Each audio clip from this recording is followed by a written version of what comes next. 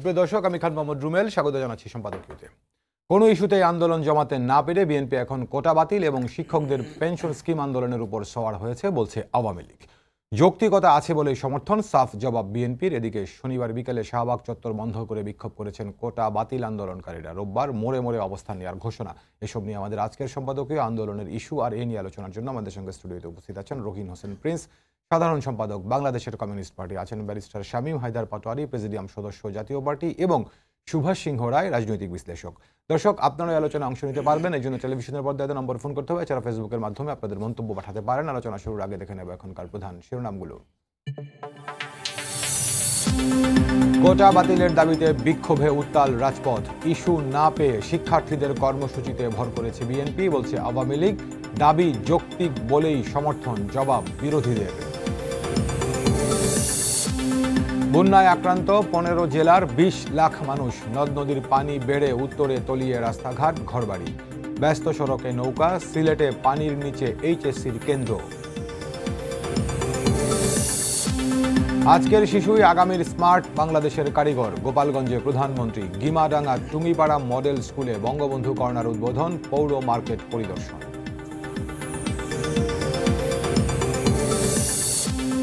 ভূ রাজনৈতিক টানাপোড়েন কাটিয়ে আলোর পথে তিস্তা প্রকল্প। চীন ভারতের সমন্বয় পরিষ্কার করার তাগিদ।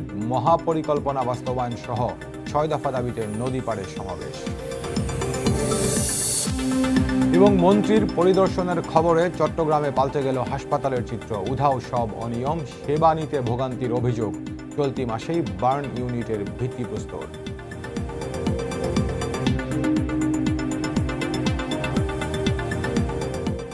শিরোনাম দেখছিলেন, মূল আলোচনা যেতে চাই। বলছে আলোচনার শিরোনাম আন্দোলনের ইস্যু। আওয়ামী লীগ বিএনপি আন্দোলন নিয়ে কথা বলছে, পাল্টাপাল্টি করছে। এছাড়া কোটা বাতিলের দাবিতে, সরকারি চাকরিতে সব ধরনের কোটা বাতিলের দাবিতে আন্দোলন করছেন চাকরি প্রত্যাশীরা, আন্দোলন করছেন শিক্ষার্থীরা, এসব সহ অন্যান্য সমসাময়িক বিষয় আলোচনা করব। প্রিন্স ভাই, আপনাকে আলোচনা শুরু করতে চাই।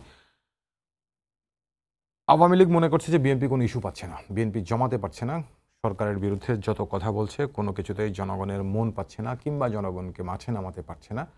সে কারণেই যখন যে ইস্যু আসে বিএনপি সেখানে সওয়ার হওয়ার চেষ্টা করে। এই আজকে ধরুন আমরা কোটা বাতিলের আন্দোলন নিয়ে কথা বলছি, তো এখন এটাতে আওয়ামী লীগ বলছে যে বিএনপি এখানে সওয়ার হয়েছে। শিক্ষকরা পেনশন স্কিম প্রত্যয় বাতিলের দাবিতে আন্দোলন করতে, সেখানে বিএনপি সওয়ার হয়েছে বলছেন। এর আগেও নিশ্চয়ই আপনার খেয়াল আছে, আমাদের কিশোররা যখন মাঠে নেমেছিল নিরাপদ সড়ক আন্দোলনের দাবিতে, তখনও বিএনপির সেখানে সমর্থন এবং আওয়ামী লীগের এই ধরনের বক্তব্য, বা যে কোনো ইস্যুতেই এটি হচ্ছে মূল বিষয়। তো এখন জমাতে পারছে কি পারছে না, সেটি ক্ষেত্রে আবার বিএনপি বলছে যে দাবি যৌক্তিক বলেই তারা সেখানে আছেন। এখন দুই রকম কথাই বলা যায়। এখন রাজনৈতিক দল হিসেবে জনসাধারণের বা যে কোনো গোষ্ঠীর কোনো আন্দোলনকে কোনো রাজনৈতিক দলের সমর্থন দেওয়ার অধিকার আছে, এটা এক ধরনের প্রেক্ষাপট। আবার আরেকভাবেও এটাকে বিশ্লেষণ করা যায় এরকম করে, যে ইস্যুগুলো মানুষজন সামনে নিয়ে আসছে, ধরুন আপনারা যে আন্দোলন করেন, দ্রব্যমূল্য নিয়ে আপনারা আন্দোলন করেন, তেল গ্যাস বিদ্যুৎ নিয়ে আপনারা আন্দোলন করেন, এই ধরনের জনগুরুত্বপূর্ণ ইস্যুকে আবার বিএনপিকে কখনো আন্দোলনের মাঠে দেখা যায় না। তো উল্টোভাবে এই চিত্রটাও দেখা যায়, কেউ যখন জমায় যৌক্তিক বলে আপনারা সমর্থন দেন, কিন্তু এই যৌক্তিক বিষয়গুলোতে একটি রাজনৈতিক দল হিসাবে তো আপনারা কোনো কথা বলেন না, এভাবেও দেখা যায়। বিশ্লেষণটা আপনি কিরকম করে করবেন? ধন্যবাদ আপনাকে। আপনি আমি যদি বুঝে থাকি, প্রথমে বলা যায় আওয়ামী লীগ বিএনপির একটা পাল্টাপাল্টি কথা, সেটাকে ধরে কথা বলতে যে আপনি একটা বড় ক্যানভাসে আলোচনাটা তুলেছেন এবং আমার বিবেচনাটা যৌক্তিক। আমি শুরুতেই এই বিষয়ক বলার আগে একটু ছোট অন্য কথা বলে নেই। জি, আমরা আমাদের পার্টি বাংলাদেশের কমিউনিস্ট পার্টি আজকে কিন্তু আমরা সারা দেশের আমাদের সাধ্য অনুযায়ী সকল উপজেলা এবং থানায় যে জায়গায় আমাদের সংগঠন আছে, আমরা দুর্নীতি বিরোধী সমাবেশ করেছি। আমিও ব্যক্তিগতভাবে আমাদের একেবারে এই ঢাকার কামরাঙ্গীর চর, সেখানে একটা ভেতরে, সেখানেও আমরা একটা সমাবেশে সেখানে আমি অংশ নিয়েছিলাম এবং ঢাকায় আজকেও অনেকগুলো থানায় আমাদের সমাবেশ হয়েছে। আমি কথাটা এই কারণেই বললাম যে আপনি একটু আগে বললেন যে আমরা অনেক ধরনের প্রোগ্রাম করি, তাতে ওইটা হয়তো অনেককে দেখা যায় না, এটি একটি। তা আমি প্রথমে ইস্যুর ক্ষেত্রে যদি বলি, তাহলে মনে রাখতে হবে যে এক একটা দল, সে যে এক একটা রাজনৈতিক দল কিন্তু একটা শ্রেণীর প্রতিনিধিত্ব করে, এটা হচ্ছে রাজনীতির অঙ্ক বলে, বিজ্ঞান বলে। তা সুতরাং নির্ভর করে সেটা তার স্বার্থে হলে সে মানে কি বলবে, ভূমিকা নেবে অথবা নেবে না, এটি একটি হয়। আরেকটা হয় শুধুমাত্র ক্ষমতাশ্রয়ী দলগুলোর ক্ষেত্রে, তারা যখন মনে করে কারোর বিরোধিতা করতে গেলে কোন ইস্যুটা সাধারণ মানুষ পিক আপ করছে বা কোন ইস্যুটা বেশি বেশি পপুলিস্টিক, তখন সে তার অবস্থা বুঝে পজিশন নেয়। তো এই সমস্ত ক্ষেত্রে অনেক সময় দেখা যাবে জনগণের স্বার্থ বিবেচনা থেকে সংকীর্ণ দলীয় স্বার্থটাই প্রধান থাকে। এই আমার দ্বিতীয় কথা। তৃতীয় কথা এবার আসি মূল কথায়, মানে মূল আমার বিবেচনায় মূল কথায়, সেটা হচ্ছে যে ইস্যুটা নিয়ে কথা বলছেন, আমরা এই ইস্যুটাতে যে সরকারি দল তার একটা আমরা জানি যে সাধারণভাবে ভূমিকা এই সমস্ত ক্ষেত্রে কি থাকে। যেই সরকারি দল থাকলে, এমনকি আজকে যে বিএনপিকে নিয়ে বিরোধী দল হিসাবে কথা বলাচ্ছে, তারা ক্ষমতায় থাকলে তারা যদি ঠিক একই ধরনের প্রপোজাল দিত, তাদের ভূমিকা কি হতো সেটা আমাদের জানা। এবং সরকারি দলের একটা ভূমিকা থাকে, আর অন্যদের জায়গা তো থাকে একটু আগে আমি আমার বুঝ থেকে বললাম। এখন আমার বিবেচনা আমাদের আলোচনাটা করা এটাই সঙ্গত হওয়া উচিত ইস্যুটা নিয়ে, এবং এক্ষেত্রে কি হওয়া উচিত। এইটা না হয় কি, যখন আমরা রাজনীতিতে এ দল কি বললো ও দল কি বললো, সেই পাল্টাপাল্টির মধ্যে থেকে আসল জিনিস হারিয়ে যায়। আমার প্রশ্ন সেই জায়গায় রেখে আমি এই ব্যাপারে সামান্য 2-3টা কথা বলেই শেষ করতে পারি। একটা হচ্ছে, দেখেন, আগে হয়তো আপনারা আলোচনা করেছেন, আজকে হয়তো এজেন্ডা নাই।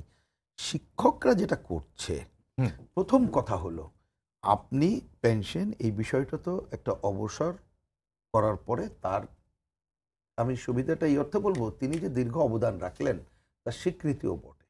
শেষ জীবনে যে তিনি যদি এ ধরনের নিশ্চয়তা থাকে, তাহলে এই সময়েও ভালোভাবে ভূমিকা পালন করতে পারেন। এখন অন্যান্য কী হচ্ছে সে আলোচনায় গেলাম না। আর এইটা একটা স্বায়ত্তশাসিত প্রতিষ্ঠান প্রধানত, এবং দীর্ঘদিনের আমরা অনেকদিন ধরে বলে আসছি যে শিক্ষকদের ক্ষেত্রে তাদের ত্রুটি বিচ্যুতি যেটা আছে সেটা নিয়ে আমরা আলোচনা করতে পারি, কিন্তু তাদেরকে একটা স্বতন্ত্র বেতন স্কেল এবং স্বতন্ত্র জায়গাটা দরকার। তাহলে আপনি সেটা না করে যখন তাদের সাথে কথাবার্তা না বলে নতুন কিছু চাপিয়ে দেওয়ার চেষ্টা করেন, তখন শিক্ষকরা তো ক্ষুব্ধ হবেই। তাহলে আপনি একটা যৌক্তিক জায়গা থেকে আপনি কি করতে চান না চান তাদের সাথে আলোচনা করেই করতে হবে। সেটা করা হয়নি, সুতরাং ওইখানে সংকটটা দেখলেন। কোঠার ব্যাপারে এই যে যেটা নিয়ে এখন আন্দোলন করছে, আপনি একটু পেছনে ফিরে যান। যখন এটা আন্দোলন এর আগে যখন হয়েছিল, তখন আমরা কিন্তু আমাদের দল কমিউনিস্ট পার্টি বা আমাদের বামপন্থী বা আমাদের ছাত্র সংগঠন থেকে আমরা পরিষ্কার বলেছিলাম যে কতকগুলো জায়গায় অবশ্যই কোঠা থাকাটা দরকার, এটা নিয়ে কোনো দ্বিধাদ্বন্দ্ব নাই। কিন্তু মনে রাখা দরকার, ওই সময় কিন্তু সরকার এক ঘোষণায় বাতিল করে দিল, মনে আছে আপনাদের।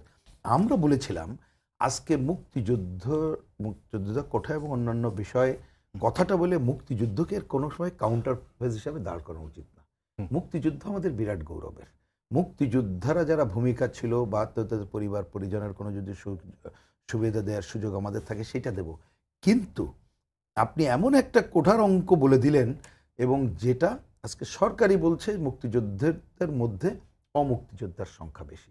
বয়স হিসাব করলে এটা একটা হাস্যরসের উদ্গ্রীব হয়েছে আর কি। তাহলে জিনিসটা, তাহলে আপনার পুরো জায়গাটা আপনি না দেখে যদি এইরকম একটা কোনো কিছু করে নিয়ে আসেন, তাহলে এই প্রজন্ম কেন তো দেশবাসীর মানা উচিত না। যার জন্য আমরা তখনও বলেছি, এখনও বলছি, এই যে কোটা সংস্কারের বিরোধী অবস্থান না, পয়েন্টটা হচ্ছে কোটা সংস্কারের মানে কোটা ব্যবস্থা যেটা আছে এটা সংস্কার করা দরকার।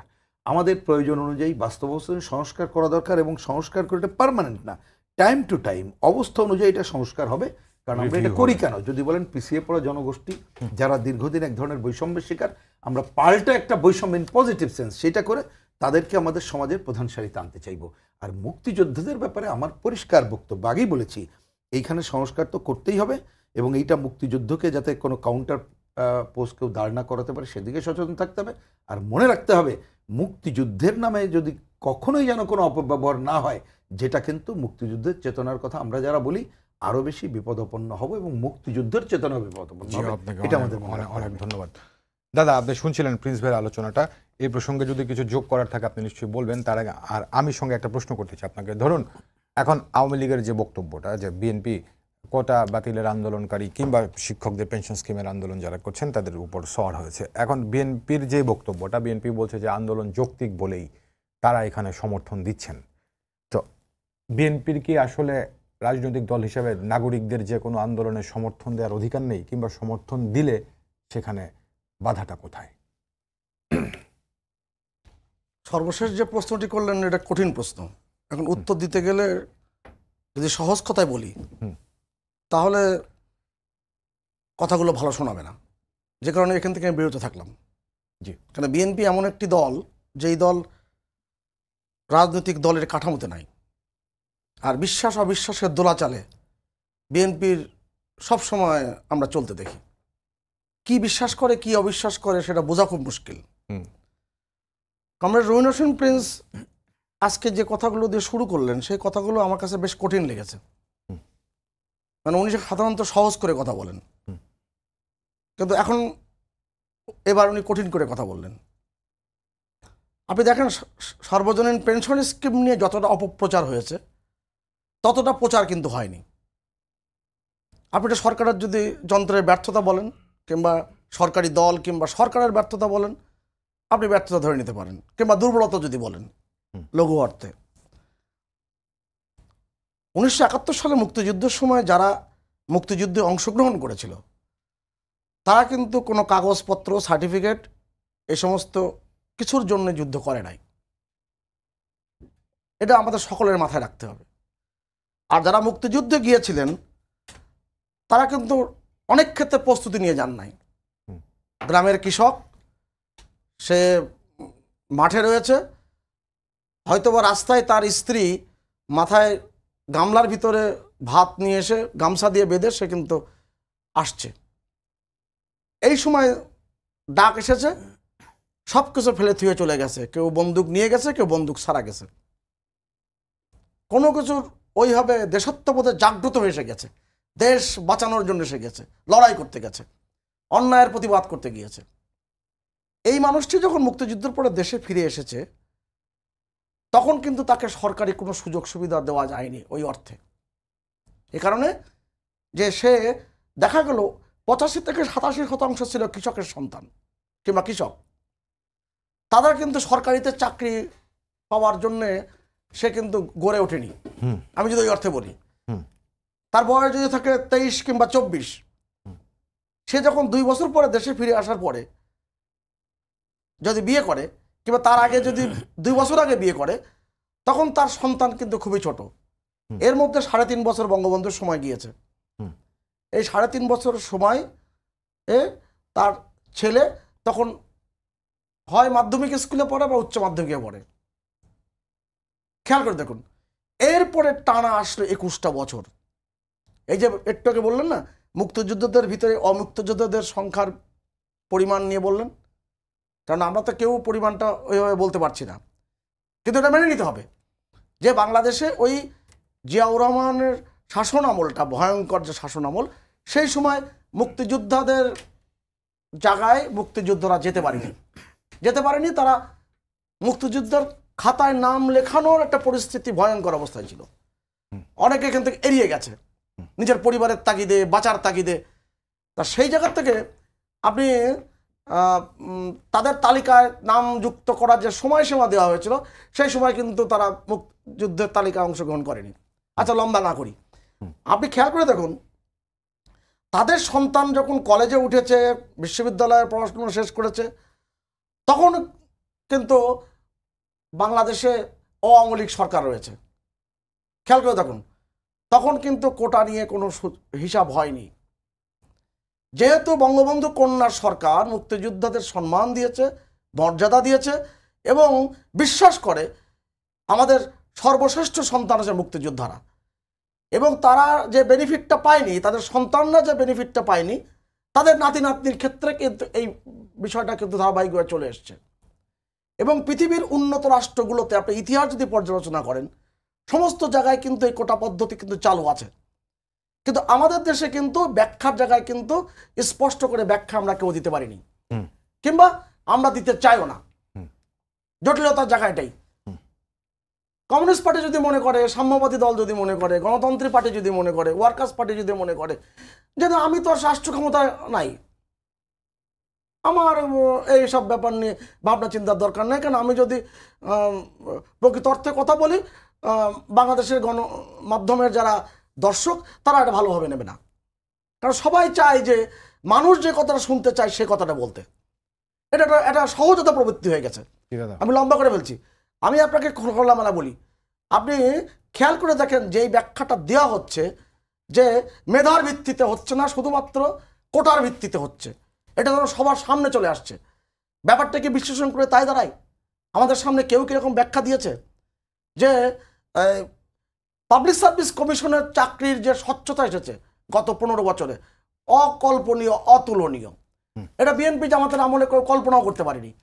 এবং সরকারি চাকরিতে প্রবেশ করবার যে আকাঙ্ক্ষার জায়গা জাগ্রত হয়েছে, সরকারি চাকরিতে বেতন বৃদ্ধি পেয়েছে, সুযোগ সুবিধা বৃদ্ধি পেয়েছে, পাবলিক সার্ভিস কমিশনের স্বচ্ছতা এসেছে, যে কারণে যে পন্থী হোক না কেন, যেভাবে মানসিকতা হোক না কেন, তারা কিন্তু সরকারি চাকরি পাচ্ছে।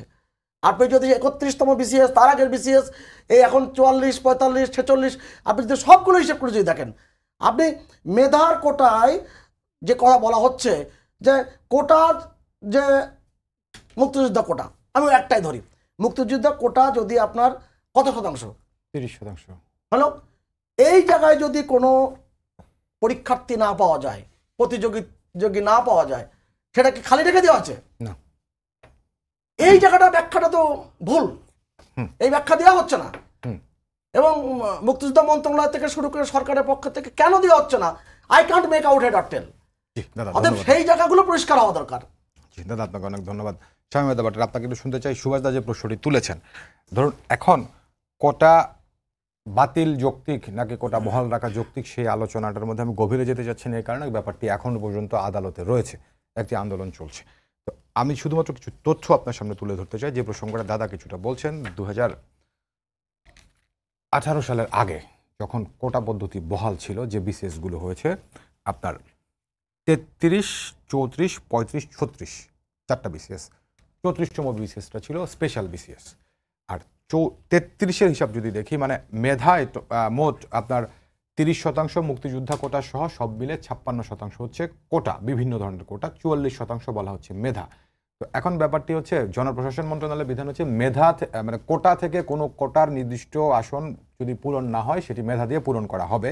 তো সেই হিসাব অনুযায়ী পিএসসির তথ্য বলছে 33তম বিসিএসে সব মিলে মেধায় নিয়োগ পেয়েছে 77.4%। 34 বললাম স্পেশাল, সেটার হিসেব নেই। 35 মেধায় নিয়োগ পেয়েছে 67.49%। 36-এ মেধায় নিয়োগ পেয়েছে 70.38%। তো এখন 44-এর বাইরের যে হিসাবগুলো, ওটি কিন্তু হচ্ছে আপনার যে কোটার আসন ফিল আপ হয়নি বলে মেধা থেকে ফিল আপ করা হয়েছে। তো এখন এটার পক্ষে বিপক্ষে বলার আগে এই তথ্যটা আমি আপনাকে দিলাম, এবার আপনি বিশ্লেষণ করুন। ধন্যবাদ। হ্যাঁ, এটাই আমি বলছিলাম যে আসলে জিনিসটা ওভারহাইপড। কোটা নিয়ে যেটা বলা হচ্ছে, এটা নিয়ে আমার নিজেরও মতামত অনেকবার চেঞ্জ হয়েছে। একটা সময় আমি সম্পূর্ণ মেরিটোক্রেসির ভিত্তিতেই নিয়োগের পক্ষে ছিলাম, তবে রাজনীতি করে যখন হাটে মাঠে ঘাটে দেখেছি, মানুষের কষ্ট দেখেছি, তখন মনে হয়েছে যে সব ফার্স্ট ক্লাস তো ফার্স্ট না, কোনো কোনো ক্ষেত্রে সেকেন্ড ক্লাস পাওয়ার ছেলেটা অনেক ব্রিলিয়ান্ট, তাকে একটু সুযোগ দিলে সে অনেক উপরে উঠে যাবে। কতটুকু দিব, কোন ক্ষেত্রে দিব, সেটা ব্যাপার আছে। আপনি সেনাবাহিনী তো আর কোটার ভিত্তিতে লোক নিতে পারবেন না, আপনি আর্কিটেক্ট তো কোটার ভিত্তিতে করতে পারবেন না, ডাক্তার তো পারবেন না। কোন কোন পেশায় কোটার ভিত্তিতে নেওয়া যায়, কতটুকু নেওয়া যায়, এটা একটা অ্যাসেসমেন্ট হওয়া উচিত। নাও মুক্তিযোদ্ধাদের ব্যাপারে প্লেন অ্যান্ড সিম্পল আমার মন্তব্য, যে 71 সালের আগে তো পাঞ্জাবিরা আমাদের নিয়ে হাসাহাসি করতো, বাঙালিরা উর্দু পারে না, কবিতা লিখতে পারে না, কালো, খাটো, বেশি ভাত খায়, কাপড় পরতে জানে না, বি ক্লাস সিটিজেন, ওদের সাথে মেশা যায় না, একদম প্লেনলি বলতো। সেটা নিয়ে এখন তারা দুঃখ প্রকাশ করছে। এবং 71 সালে যখন বাংলাদেশ স্বাধীন হলো, তখন অনেকে বলল ভুট্টো একটা ভালো কাজ করলো, আমাদের পুয়ার কাজিনকে বিদায় করে দিল, এখন আমরা সুখে থাকতে পারবো।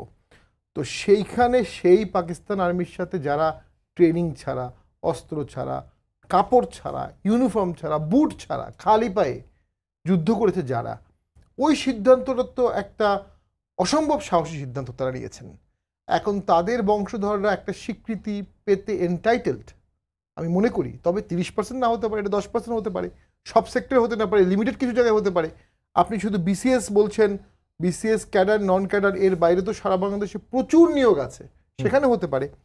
যেটা হচ্ছে, এই অ্যাসেসমেন্টটা এখন হয়নি আসলে কত পার্সেন্ট মুক্তিযুদ্ধের এটা প্রয়োজন, আর কত পার্সেন্ট মুক্তিযুদ্ধ। এখানে একটু সাংবিধানিক ব্যাখ্যা আছে, দাদাও শেয়ার করতে পারবেন।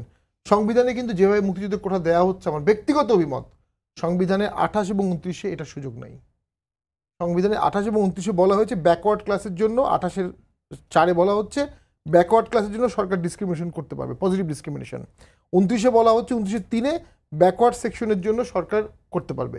এখন মুক্তিযোদ্ধাদের কি আমরা সরাসরি ব্যাকওয়ার্ড বলতে পারবো? একটা হচ্ছে তারা যুদ্ধ করেছে, তারা ভিকটিম হয়েছে, 75-এর পরেও হয়েছে, 71 হয়েছে, সেই হিসাবে তারা একটা ভিকটিম গোষ্ঠী, কোনো সন্দেহ নেই। কিন্তু অনেক মুক্তিযোদ্ধা তো পরে এমপি হয়েছে, মন্ত্রী হয়েছে, আপনি কি তাকে বলবেন ব্যাকওয়ার্ড ক্লাস? তার তো কোনো অ্যাডভান্সমেন্ট প্রয়োজন নাই। দ্যাট মিনস সকল মুক্তিযোদ্ধার কোনো অ্যাডভান্সমেন্টের প্রভিশন প্রয়োজন নাই। এখানে সংবিধানে যদি লিখে দেওয়া হতো যুদ্ধাহত মুক্তিযোদ্ধার পরিবার অথবা হতদরিদ্র মুক্তিযুদ্ধের পরিবার অথবা অসহায় মুক্তিযুদ্ধের পরিবার, এই 3টা অক্ষর লিখে দিলে আমার মনে হয় সকল ক্রাইসিসগুলো সলভ হয়ে যেত। হ্যাঁ, এটা অনেকে বলতে পারে এটা একটু অমর্যাদাকর হতে পারে, কিন্তু আসলে সংবিধানে তো এর বাইরে কোনো সুযোগ নাই। দেন আপনি আসেন যে আমরা বলছি কোটা, পিএসসির নিয়োগ দাদার সাথে আমি একমত, অনেকটা ক্লিন, সবাই যেটা মাঠে আমরা পারসিভ করতে পারি। সেনাবাহিনীর নিয়োগ আমরা মনে করি ক্লিন। এর বাইরে যে নিয়োগগুলো আছে মাঠে ঘাটে পর্যায়ে, উপজেলা পর্যায়ে, জেলা পর্যায়ে, বিভিন্ন জায়গায়, সেখানে তো বিপুল টাকার ছড়াছড়ি হয়। মেধার ভিত্তিতে যেমন নিয়োগ হয় না, আবার টাকার ভিত্তিতেও নিয়োগ হয়। যদি দেশের 20-30% টোটাল নিয়োগ টাকার ভিত্তিতে, ঘুষের ভিত্তিতে হয়, তাহলে ওই ঘুষটা যদি বন্ধ করা হয়, সেখানেও 20-30% মেধাবী ছেলে চান্স পাবে। মেধাবীদের ফ্রাস্ট্রেশনটা হচ্ছে ঘুষের বিনিময়ে একটা বিশাল নিয়োগ হচ্ছে, কোটায় কিছু নিয়োগ হচ্ছে, সে ভাবছে আমার বঞ্চিত কাঙ্ক্ষিত চাকরিটা আমি কোটার কারণে পাচ্ছি না। সবসময় কিন্তু ব্যাপারটা তা না। কিন্তু হ্যাঁ, শামীম ভাই আপনার এই কথাটা আমি নিলাম, কিন্তু আমি বলতে চাই ধরুন এই যে মেধার মানে দুর্নীতির কারণে, ঘুষের কারণে কেউ কেউ বঞ্চিত হচ্ছেন, কোটার কারণে হচ্ছেন, কিন্তু আন্দোলনটা কোটা নিয়ে হচ্ছে, বিশেষ করে 56% কোটা মুক্তিযোদ্ধা কোটা।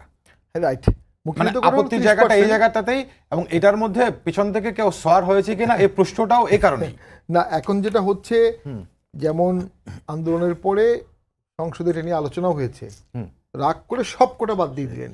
আপনি ডিসেবিলিটি কোটা কেন বাদ দিবেন? ডিসেবিলিটি কোটা বাদ দেওয়ার তো কোনো যুক্তি নাই। হ্যাঁ, আপনি সব চাকরিতে ডিসেবিলিটি পারবেন না, কিন্তু যেসব জায়গায় ডিসেবলটা কাজ করতে পারবে ডিপেন্ডিং অন দেয়ার ডিসেবিলিটি, সেটা মনে ছিল সেটা না, এই না 18 সালে বাতিল করে দেওয়া হয়েছে। আচ্ছা, গড়ে বাতিল করে দেওয়া হয়েছে। আচ্ছা, তো ওই যে ওখানে একটা আবেগ কাজ করেছে, একটা রাগ কাজ করেছে। আবেগ রাগ না করে বস্তুনিষ্ঠভাবে এখন আমাদের একটা শ্বেতপত্র দরকার, একটা টোটাল শ্বেতপত্র, কোন এলাকার লোকের কোটা প্রয়োজন, কোন এরিয়ার লোকের, চর এলাকার লোকের প্রয়োজন, ট্রাইবাল এলাকার প্রয়োজন, কোন ধর্মের লোকের প্রয়োজন, দলিতদের প্রয়োজন, কি প্রয়োজন, এটা না করে আপনি তো জেনারেলি কোটা রাখতে পারবেন না। জি, আপনাকে অনেক ধন্যবাদ। প্রিন্স ভাই, আমি এই যে প্রশ্নটা শামীম ভাইকে আমি পরে করেছি, এটা আমি আপনার কাছ থেকে শুনতে চাই। ধরুন এখন কোটার কারণে কেউ নিজেকে বঞ্চিত মনে করছে, কেউ মনে করছে আমি বৈষম্যের শিকার হচ্ছি, এটার একটা ভিত্তি আছে। এই অনুভূতিটা যদি কারোর মধ্যে থাকে সেটাকে অযৌক্তিক কেউ বলছে না, কিন্তু ব্যাপারটি হচ্ছে মানে আলোচনাটা কখন হয়, যখন মুক্তিযোদ্ধাদের জন্য 30%, এটি নিয়েই যখন বেশি আলোচনা হয় এবং এটার উপরে যখন গুরুত্ব দেওয়া হয়, এবং লেখালেখি বা বলার জায়গাতেও কেউ কেউ যখন ওই জায়গাটাতেই গুরুত্ব দেন, তখন মুক্তিযুদ্ধের সপক্ষের কিংবা যারা কি বলে যে কোটার পক্ষে, তারা যখন বলেন যে এটার মধ্যেই গাত্রদাহ কেন, পিছনে কোনো কারণ আছে নিশ্চয়ই, যেটা প্রকাশ করা হচ্ছে না, এটাকে কি উড়িয়ে দেওয়া যায় কিনা? না, একটা এখানে আমি দুইটা দিক বলি, এটা মনে রাখতে হবে সব সময়ের জন্য। এটা শুধু এক্ষেত্রে না যে বাংলাদেশে আমরা এখনো মানে আছি, এত বছরের বাংলাদেশে, এই বাংলাদেশে স্বাধীনতা বিরোধী শক্তি তো আছেই, প্রবলভাবে আছে, এবং স্বাধীনতা বিরোধী শক্তির যে একটা রাজনীতি আছে, তার একটা আর্থিক ডমিনেশন আছে, তার একটা সামাজিক সাংস্কৃতিক ডমিনেশন আছে, তারা তো নানাভাবে এটাকে বিতর্কিত করতে চাইবে, সেটাকে আপনি কখনো উড়াই দিতে পারবেন না। এবং এইটার 2-4 জনের চটজলতি কোনো সমাধান পাবেন তা না। আমাদের বরাবর আমরা যে মুক্তিযুদ্ধের চেতনা প্রকৃত অর্থে সমুন্নত রেখেই কাজ করার মধ্য দিয়েই আমাকে সেখানে আসতে হবে, এটা মনে রাখতে হবে। এটা একটা। তাহলে এবার আসি এই পয়েন্টকে ধরে, আপনি এই প্রশ্নের যথাযথ উত্তর শব্দটা থেকে আমি অন্য কথা বলি, মানে যথাযথভাবে ব্যবহার করা, যেটা করতে চাই সেইটা করাটা দরকার। যেটা এখানে যে আলোচনা আসছে, আপনি এই দুজনের আলোচনাও যদি দেখেন, আমরা পজিটিভ জায়গা থেকে যদি দেখি, একটা হলো যে আমরা এই যে কোটা নিয়ে যেটা হয়েছে তার তথ্য উপাত্ত যথাযথভাবে নিয়ে আসা দরকার। কি হয়েছে, কোথায় কি প্রয়োজন, কারণ আমিও কিন্তু আগে বলেছি যে আপনি টাইম টু টাইম এটা কিন্তু পাল্টে যাবে। আপনি একটা অভিন্ন জায়গা আজকে কালকে করতে পারবেন না, যাদের হয়তো প্রয়োজন নেই, আরো ডেভেলপ করছে, তখন পারবেন না। যেটা উনি বললেন যে শ্বেতপত্র প্রকাশ, এই অর্থেই আমি যদি বুঝে থাকি যে তথ্য উপাত্তটা প্রতি মুহূর্তে আসতে হবে এবং প্রয়োজনীয় সংস্কারের ধারা চলতে হবে। যে কথাটা আমরা ওই সময় বলেছিলাম, এখনো বলছি যে আপনি পুরো ব্যবস্থাটা সংস্কার করেন। এই একটা। আরেকটা জিনিস আমি এই প্রসঙ্গক্রমে বলতে চাই যে মেধা আলোচনা আসে, সেটা নিয়ে ঠিক একটা, ওটা একটা অন্য হয়তো কি বলবো বড় দাগের আলোচনা, আমি অত যাচ্ছি না, কিন্তু এটা মনে রাখা দরকার। আমি কথাটা একটু মনে হলো বলে বলি, কথাটা একটু খুব হালকাভাবে নিয়েন, আশা করি এই দুইজন এবং যারা শুনছেন অনুরোধ জানাবো। কালকে একটা জায়গায় আমি যখন আসছিলাম বাসে, তা বসে আছি, তো কিছু ভদ্রলোক, সবাই ভদ্রলোকই তো বলি, তা লেখাপড়া জানাই মনে হলো আর কি। তার একজন তাকে জিজ্ঞেস করছে তার সন্তানদের সম্পর্কে, তা বলছে আমার সন্তান এই যে কি বলে অনার্স পাস করেছে, এখন তারে BCS এ ভর্তি করে দিয়েছে। শব্দটা একটু খেয়াল করেন। তা যাই হোক, অন্য বুঝলাম না, আমার স্ত্রী ছিলেন, BCS আমার বলে বুঝছো, বিসিএস এ ভর্তি করে দিয়েছে এটা, তার একজনের কোশ্চেন উত্তরে বললো যে না মানে ওইটা কি বলে কোচিং সেন্টারে করতে দিয়েছি যাতে ওইখানে যাবে। এখন আমরা তো বহু মানুষকে জানি যে দেশ দুনিয়া কোনো খবর নাই, খালি বইয়ের পোকা হয়ে একটা ভালো রেজাল্টের উপরে দাঁড়ায়, সে একটা বড় দায়িত্ব পালন করছে। তাহলে আপনি দেশের স্বার্থ বিবেচনা করলে বা যে জায়গাটা গেছে তাকে কি আপনি খালি মেধাবী বলেই আপনি ক্ষান্ত করবেন? তাহলে আপনার মেধাবী বিবেচনাটাও যাতে তার একটা বহুমাত্রিকতায় গড়ে ওঠে, আপনাকে সেই কাজগুলোও করতে হবে। না হলে দেখেন, আপনিও যে প্রশ্ন করলেন যে একজন মানুষ সে যদি মনে করে, তাহলে কোন মানুষ মনে করছে সেটিও তো ব্যাপার। এবং এই প্রসঙ্গে কথাটা বাড়তে হবে কি যেন না বলে পারছি না। ধরুন একটা ক্লাস, আমরাও পড়াশুনো করেছি, আপনারা সবাই করেছেন, যে সামনের বা বেঞ্চে বসেই তিনি খালি লেখাপড়া করলেন, কোনো একজন অসুস্থ হয়ে পড়লেন, পড়ার পরে দেখা গেল ওই ছেলেটি এদিকে আর তাকায় না, তার পড়াশোনা ডিস্টার্ব হবে। তো ওইখানে যে ছেলেটি তাকে নিয়েই গেল হসপিটালে, হলো হয়তো তার রেজাল্ট একটু খারাপ হয়েছে, তাহলে আপনি কি তাকে মেধাহীন বলবেন? নো। ওই যে সাহেবের পাটোয়ারি তার মাঠের অভিজ্ঞতা থেকে যে কথাগুলো বললো।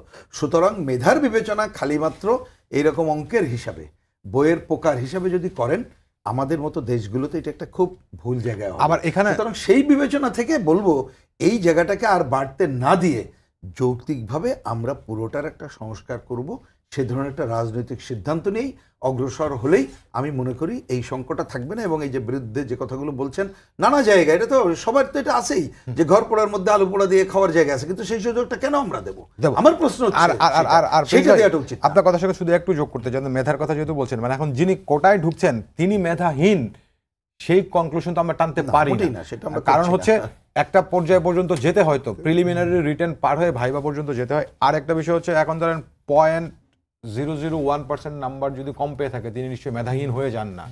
সুভাষ দা, আপনার কাছ থেকে আমি একটু শুনতে চাই আমাদের প্রিন্স ভাইয়ের আলোচনার প্রেক্ষিতে আপনি কি বলবেন এখন? না, আমার কাছে খুব সোজা কথা, আমি সোজা সাপটা এগুলো বোঝার চেষ্টা করেছি এবং জীবন দিয়ে উপলব্ধি করেছি। ছাত্র হিসেবে খুবই উচ্চমানের ছাত্র ছিলাম। আমি যদি বলি যে শুধু আমিই মেধাবী এবং আমার সাথে যারা পড়াশুনো করেছে কিংবা আমার পিছনে যারা পড়ছে বেঞ্চে ছিল তারা অমেধাবী, এই বলাটা খুবই অন্যায় এবং এটা নিজের প্রতিও সম্মান দেখানো হয় না। আমি আপনাকে কথা বলি, একটু আগে আমার খুব প্রিয় ছোট ভাই জাতীয় পার্টির নেতা খুব চমৎকার একটা কথা বলেছেন যে পাকিস্তানিদের দৃষ্টিভঙ্গি আমাদের প্রতি কেমন ছিল, ঠিক না? তা আমি মেজর হাফিজের একটা আত্মজীবনী গত 1 বছর আগে বেরিয়েছে, অনেকে পড়েছেন, তা বিএনপির নেতা মেজর হাফিজ বলছেন মুক্তিযুদ্ধর সময়ে, এখন পরবর্তীতে যিনি ভারতের সেনাপ্রধান হয়েছিলেন বাঙালি জেনারেল শঙ্কর রায়চৌধুরী, তিনি তখন মেজর ছিলেন। তা তিনি বলছেন হাফিজ সাহেবকে, ক্যাপ্টেন হাফিজকে, যে আপনারা তো আমাদের এই ভারতবর্ষে বাঙালিদের অবস্থান উঁচুয়ে তুলে দিয়েছেন, কারণ এই ভারতবর্ষে বাঙালি সৈনিক বাঙালি অফিসারদের কোনো গুরুত্ব ছিল না। তা আপনারা এই 9 মাসের মুক্তিযুদ্ধ করে আপনারা আমাদেরকে এত সম্মানিত করেছেন, আমার মর্যাদা বাড়িয়ে দিয়েছেন, এই ঋণ আপনারা শোধ করবো কি করে? দেখেন, আমি একজন বিএনপির নেতার আত্মজীবনী থেকে উৎকলন করছি। এখন বাস্তবতার ভাবতে হবে। এখন ওই ফেরিওয়ালা কবিতা, যেটা হেলাল হাফিজের বিখ্যাত কবিতা, এটা কিন্তু আপনাকে এই যে কষ্টের যে জায়গাগুলো, এটা কিন্তু মানতে হবে। আবার আর এক জায়গায় যখন তিনি বলছেন মিছিলের সব হাত কণ্ঠ পা এক নয়, যারা মিছিলে আসে তারা নানান বাস্তবতার মধ্য দিয়ে আসেন। কেউ কেউ আসে জ্বালিয়ে পুড়িয়ে সংসার, কেউ কেউ সাজাতে সংসার আসছে। শাশ্বত শান্তির যারা, তারাও যুদ্ধে আসে, অবশ্যই আসতে হয় অস্তিত্বের প্রগাঢ় আহ্বানে। আমার সমস্ত কিছুতে আমি পক্ষে আছি। যারা আজকে আন্দোলন করছে, আমার একেবারে বয়স তো কম হলো না, 58-59 বছরের কাছাকাছি হয়ে গেছে। এই বয়সে এক সময় আমাদের যখন ছোটবেলায় তখন বলা হতো 60 ঊর্ধ্ব বৃদ্ধ, এখন আমাদের গড় আয়ু বেড়েছে। দেখতে যদি চুলটা কালো করি মনে হবে খান মোহাম্মদ রুমেলের কাছাকাছি চলে গেছে, এটা হতে পারে। কিন্তু আমি খুব খোলামেলা বলি, আপনি মেধার বহুমাত্রিকতা আর মেধার বহুমাত্রিক ব্যবহার, কার্যকারিতা, এটা কিন্তু খুব গুরুত্বপূর্ণ। আমি সেই জায়গায় আলোকপাত করতে চাই এবং বিভাজন তৈরি করা সমাজের ভিতরে, যে ও কালো ও সাদা। ও আমাদের সময় ছিল ঢাকা ইউনিভার্সিটি সহ রাজশাহী ইউনিভার্সিটিতে, যেমন রাজশাহী ইউনিভার্সিটিতে একটা বিখ্যাত ক্যান্টিন আছে স্টেডিয়ামের পাশে, আপনারা সকলে দেখেছেন। সেই ক্যান্টিনে হঠাৎ করে আমি 83 সালে যেয়ে দেখি যে ওই টেবিলে বসিস না, কেন বলে ওখানে প্রিভিয়াসরা বসে। তা প্রিভিয়াস তো তখন বুঝতাম না, আমাদের যারা ডিগ্রি কমপ্লিট করে কিংবা অন্য জায়গার থেকে এসে মাস্টার্সে ভর্তি হয়েছে এদেরকে বলা হয় প্রিভিয়াস। আমাদের এখান থেকে বিশ্ববিদ্যালয়ে এখন তো সেটা নাই, বলা হতো পিলু কলুদের জ্বালায় সব কিছু শেষ হয়ে গেল। আপনি কতটা খেয়াল করে থাকেন কিন্তু এই যে বাস্তবতার এই বিভাজনকে এখনো টানা হয়, এটা খুবই দুঃখজনক। আপনি খুবই স্পষ্ট করে সরকারি দলকে তার ছাত্র সংগঠনের কাছে এটা প্রতীয়মান করতে হবে এবং সেই শিক্ষা শিক্ষিত করতে হবে যে আপনি কোনো বিভাজনের জায়গায় আপনার দলকে রাখতে পারবেন না। কারণ আপনি ঢাকা ইউনিভার্সিটি সহ বিভিন্ন বিশ্ববিদ্যালয়ে দল মত নির্বিশেষে তরুণরা নেমে এসেছে, তাদের মাথার মধ্যে ঢুকেছে তারা বঞ্চিত হচ্ছে। তারা যে বঞ্চিত হচ্ছে না এটা বোঝানোর দায়িত্ব কিন্তু সরকারি দল এবং রাষ্ট্রযন্ত্রের। আমি শেষ করছি, কথা বেশি বাড়াতে গেলে অনেক লম্বা হয়ে যাবে। আমি একটা কথা খুব পরিষ্কার করে বলি, ঢাকা ইউনিভার্সিটি তিনি একসময় উপাচার্য ছিলেন ইতিহাসবিদ আর.সি. মজুমদার, রমেশচন্দ্র মজুমদার।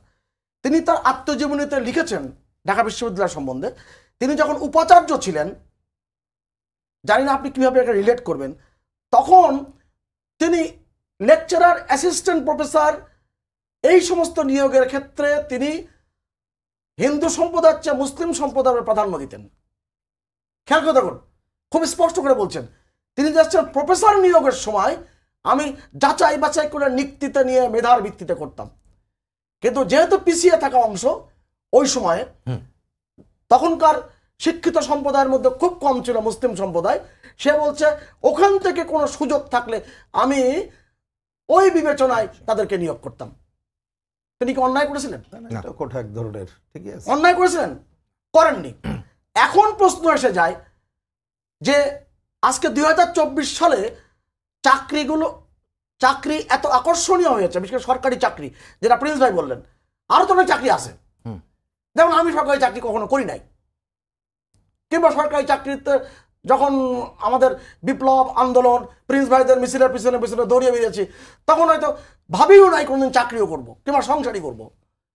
ওটা আমাদের আলোচনা ভিন্ন, কারণ আমাদের আর প্রিন্স ভাইদের আলোচনা কিন্তু ভিন্ন। কিন্তু এখনকার বাস্তবতা কি, যে ছেলে প্রথম বর্ষে ভর্তি হচ্ছে তা সে জানে 4 বছরের মধ্যে তার কোর্স কমপ্লিট হবেই, রাইট? সেশন জট নাই।